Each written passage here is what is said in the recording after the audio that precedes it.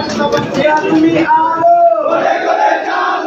ইন্ডিয়ার আলো আমরা সবাই জিয়া হব।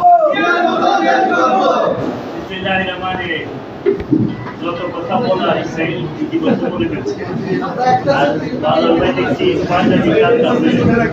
পাঞ্জাবি কাজ আছে, ইচ্ছা করলেই আর বক্তৃতা করা উপস্থিত সভাপতি আমাদের প্রিয় নেতা জনাব মাতারুল ইসলাম, সভাপতিবৃন্দ, আমরা আসলে জাতীয়তাবাদী ছাত্র দল থেকে বেড়ে ওঠা আমরা মানুষ, আর আমাদের আসলে স্বপ্নটা এই লাইনেই থাকে যে আমরা চাই যে আমরা যে সমস্ত ছাত্র দলের ছিলাম আস্তে আস্তে এই দলটা আরো সংগঠিত হয়ে বড় ভূমিকা নিয়ে আমরা প্রত্যাশা করি।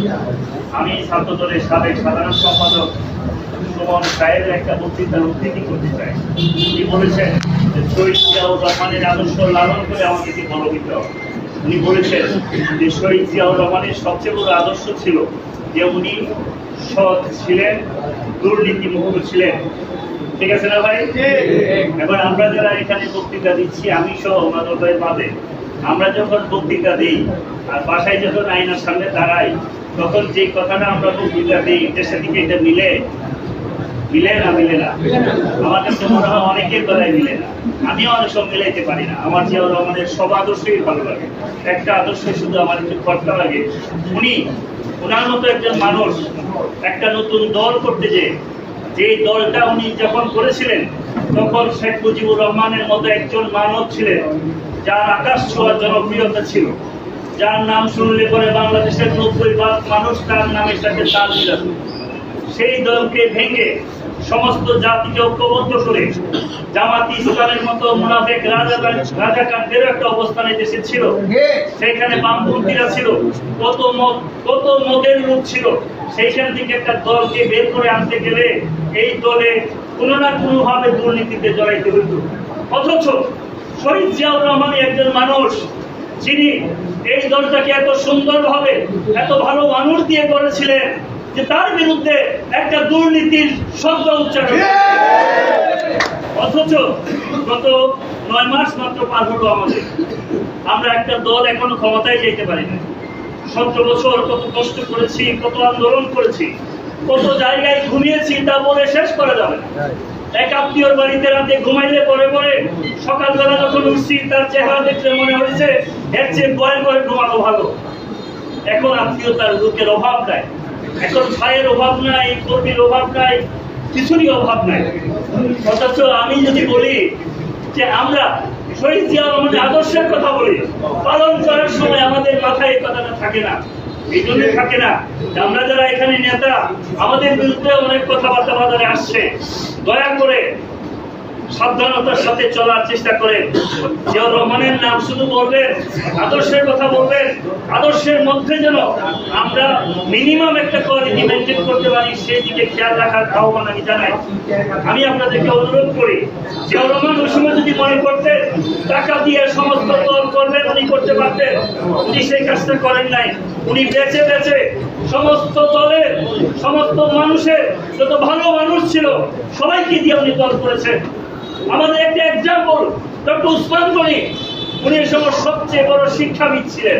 উনাকে দলে আনবেন, উনি বলছে আমি কোন দল করবো না।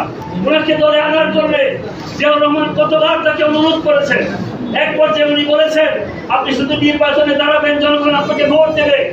এক পর্যায়ে উনি কবির উদ্দিন আহমেদের মতো একজন বড় মানুষকে উনি অনুরোধ করতে হয়েছে যে আমি চাই যে বাংলাদেশের শিক্ষিত মানুষ এই বিএনপিকে এসে উচ্চ অবস্থানে নিয়ে যাবে। সেই সময় কবির ভাইকেও সেইখানে মানুষের কাছে ভোটে হারিয়ে ডক্টর উসমান গনিকে সেখানে নিয়ে আসছিলেন। তাহলে ওনার উদ্দেশ্য একটাই ছিল, সেই উদ্দেশ্যটা সততার সাথে দল করে মানুষের হৃদয়ে বিএনপিকে প্রতিষ্ঠিত করবে। সেই প্রত্যাশা জিয়াউর রহমান গত 42 বছরে প্রমাণ করেছেন।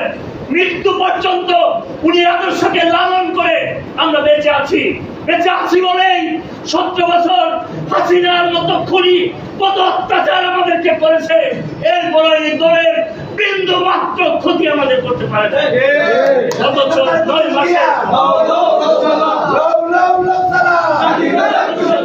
এই 9 মাসে আমরা কিছু নেতৃবৃন্দ বিনা কথায় সামান্য টাকার কাছে সামান্য কিছুর কাছে অনেক সময় হেরে যায়। সেটা তারা করছে, আমরা ব্যবস্থা নিচ্ছি। দয়া করে একটু ধৈর্য ধরেন, সামনে আসছে শুভ দিন, তারপরে দেখা যাবে এই দলের সবচেয়ে পিছনের সারির যে নেতা, আমি আপনাদেরকে সেই ওয়াদা করতে পারি, সেই মানুষটাও অন্তত আমাদের কাছে দলের সর্বোচ্চ জায়গায় সেই সম্মান পাবে। আর যারা 17 বছর ছিলেন না, বড় বড় কথা বলছেন, তাদের কোথায় জায়গা হবে সেই ব্যবস্থা আমরা করে রাখবো ইনশাআল্লাহ। আপনারা জানেন এই দলের আমরা যারা নেতৃত্বে আছি, কে বলে রে জিও নয়, কে বলে রে জিও নয়, জিয়া আছে বাংলায়, কে বলে রে জিও নয়। দলের নেতৃত্ব দিচ্ছেন শরীফুল আলমের মতো একজন মানুষ, এই দলের নেতৃত্ব দিচ্ছেন মাজারুল ইসলামের মতো মানুষ। আমরা যারা ছাত্র রাজনীতি করে বড় হয়েছি, আমরা জানি এই 17 বছর, বছরে বছরে, মাসে মাসে, দিনে দিনে কতটা দিন গিয়েছে। সেই 2008 থেকে প্রতি বছর, প্রতিবার মামলা, হামলা, জুলুমের মুখোমুখি আমাদের হতে হয়েছে। যেখানে দাঁড়িয়ে বক্তৃতা দিয়েছি, আমি এখানেও আমরা প্রস্তাবের সামনে দাঁড়িয়ে কতবার রাস্তায় বক্তৃতা দিয়েছি। এই অফিসটা নেওয়ার জন্য কত চেষ্টা করেছি। আমি শাহিনকেও ব্যক্তিগতভাবে বলেছিলাম অফিসটা নেওয়ার জন্য, অথচ আজকে অফিস হলো। সেই অফিস হলো হাসিনাকে বিতরণের মধ্য দিয়ে। সুতরাং আমি আর কথা বাড়াবো না, আমি শুধু বলবো শহীদ জিয়াউর রহমানের আদর্শ ধারণ করে আমরা এই পর্যন্ত বেঁচে আছি। বর্তমানেও একটা সরকার ক্ষমতায় বসেছে, আপনাদেরকে সচেতন থাকতে হবে। সচেতন এই জন্যে, মির্জাফরের চেহারা থাকে এক এক রকমের। গোলাম আজম যখন ছিল, মুক্তিযুদ্ধের বিরোধিতা করেছিল, তার চেহারা ছিল এক এক রকম। সেই জামাতি ইসলামের চেহারা এখন পরিবর্তিত, আরেক রকমের রাজাকারে রূপান্তরিত হয়েছে। তারা বিভিন্ন ভাবে আমাদেরকে পথভ্রষ্ট করার চেষ্টা করবে, আমাদেরকে দুর্বল করার চেষ্টা করবে। তাদের থেকে আমাদেরকে সাবধানে থাকতে হবে। এই জন্যে যাদেরকে ভালোবেসে আমরা এই ক্ষমতায় বসিয়েছিলাম, আজকে মনে হচ্ছে আসলে উনিও তো উপযুক্ত লোকটা, যাকে নোবেলিস্ট বলে বড় করে বসিয়েছিলাম, সে যে অত অকৃতজ্ঞতার পরিচয় দিবে সেটা আমরা ভাবতে পারছি না। আমার সবচেয়ে খারাপ লেগেছে গতকালকে উনি জাপানে একটা কথার উত্তরে উনি বলেছেন যে শুধু একটা দল নির্বাচনের পক্ষে কথা বলে, অথচ আমরা তো চেয়েছিলাম, বাংলার মানুষ চেয়েছিল 5ই আগস্টে, 6ই আগস্টে বাংলাদেশের উপদেষ্টা হবে তারেক রহমান। আমরা তো সেদিন স্যাক্রিফাইস করেছি। আমরা স্যাক্রিফাইস করেছি বলে আমাদের দুর্বলতার সুযোগ আজকে ইউনূস সাহেবের মতো লোকেরা নিচ্ছে। ওনারা বলছেন একটা দল মাত্র নির্বাচন চাচ্ছে। আরে বেটা, একটা দলের কথা তুমি বলছো, সেই দলই তো বাংলাদেশ। এই দল তাহলে বাংলাদেশ টিকবে কি টিকতো না, সেই প্রশ্নের সম্মুখীন এসে দাঁড়াতো। আজকে বিএনপি মানে বাংলাদেশ। আজকে এককভাবে একটা নেতার কথা যদি বলতে হয়, বাংলাদেশের স্বাধীনতার কথা যদি বলতে হয়, বাংলাদেশকে ধরে রাখার কথা যদি বলে, তাহলে একমাত্র নেতা, তার নাম তারেক রহমান। সে যদি ঘোষণা দেয়, বাংলাদেশ 16 কোটি মানুষ ঐক্যবদ্ধ থাকে। সুতরাং আপনি কথা বলেন অকৃতজ্ঞের মতো দয়া করে কথা বললেন না। আপনি ভাবেন 17 বছর হাসিনা কত চেষ্টা করেছে আমাদেরকে ব্যাংকের চুলবাহার করে দিতে। জাতীয়তাবাদী ছাত্র দলের এই সমস্ত সূর্য সন্তানদেরকে সাথে নিয়ে আমরা 17 বছর হাসিনার মতো একটা খুনি ফ্যাসিস্টের সামনে মুখ উঁচু করে দাঁড়িয়েছিলাম। ওয়াসিমের মতো সন্তানরা বুকে গুলি ধারণ করে মৃত্যুর মুখে দাঁড়িয়েছে। ইলিয়াস আলীর মতো বাঘের বাচ্চারা এই ছাত্র দলের নেতৃত্ব দিয়ে দলকে টিকে রেখেছে। ইউনূস সাহেব, সেই তুলনায় আপনি কিন্তু কিছুই না। আমি আপনাকে অনুরোধ করবো, আপনার আশেপাশে যারা বুদ্ধি দিচ্ছে আপনাকে ভুল মতো পরিচালনা করছে, কারণ আপনার ইতিমধ্যে আপনার প্রতি মানুষের ঘৃণা জন্ম নিয়েছে। আপনাকে মানুষ ভাবতে শুরু করেছে আপনি একটা স্বার্থপর লোক। আপনি স্বার্থপর এই জন্য আপনার গ্রামীণ টেলিকমের নামে আপনি গ্রামীণ শক্তি করেছেন, আপনি কর কমিয়েছেন, আপনি গ্রামীণ বিশ্ববিদ্যালয় করেছেন। আপনি যে স্বার্থপর এটা বাংলাদেশের মানুষ বুঝে গেছে। এই জন্য নির্বাচন আপনি না দিয়ে আপনি অভ্যুত্থানের কথা বলে আপনি ক্ষমতায় থাকতে চান। আর ছোট ছোট বাচ্চাদেরকে, যাদেরকে দেখলে আমার কাছে মুস্তাকের চেহারার কথা মনে হয়, এক সার্জিস আলম একটা ছেলে আছে, ও শেখ মুজিব সম্পর্কে যে প্রশংসা করে বক্তৃতা দিয়েছে, আর আজকে এই শেখ মুজিবের মাথার মধ্যে এই সার্জিস সেই প্রস্তাব করে।